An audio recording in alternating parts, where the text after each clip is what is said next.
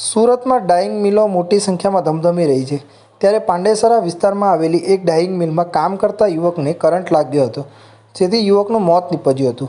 27 વર્ષીય યુવકના મોતને લઈને પરિવાર શોકમાં ગરક થઈ ગયું હતું। દીકરાના મોતની જાણ થતાં જ સિવિલ હોસ્પિટલ દોડી આવેલા પિતાની હાલત કથળી હતી, જેથી તેમને સારવાર માટે ખસેડવામાં આવ્યા હતા।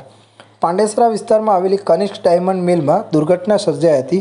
સેન્ટ્રલ મશીનમાં કામ કરી રહેલા યુવકને અચાનક ઇલેક્ટ્રિક કરંટ લાગ્યો હતો, જેથી યુવક બેભાન થઈ ગયો હતો। તાત્કાલિક સાથી કામદારો અને સંબંધીઓએ તેને ખાનગી હોસ્પિટલ બાદ સિવિલ હોસ્પિટલ લઈ આવ્યા હતા, જોકે યુવકને મૃત જાહેર કરવામાં આવ્યો હતો।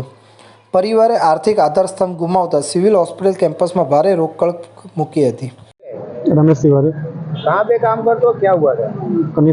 कनिष्का डाइंग प्रिंटिंग में काम करते हैं। क्या हुआ था पंडेसरा। इसके साथ? वो सेंटर पे सिलाई मशीन चला रहे थे, उस पर करंट लगने की वजह से। करंट कैसे लगा? ये मेरे को नहीं मालूम, मेरे को तो स्टोर में जब बताया गया तो उसमें ये लोग फोल्डिंग में थे। वहाँ से मैं तुरंत टेम्पो लिया, अपना कंपनी का टेम्पो लिया। उसके बाद वहाँ से आरोग्य, वहाँ पे है ना आरोग्य में लेके गए। वो लोग बोले कि नहीं, इसको सिविल में लेके जाइए। वहाँ डायरेक्ट सिविल में लगा। सिविल में क्या बोला? सिविल में ECG चेक किए, वो बोलते हैं कि डेथ हो गया। ब्यूरो रिपोर्ट, तन्ना समाचार।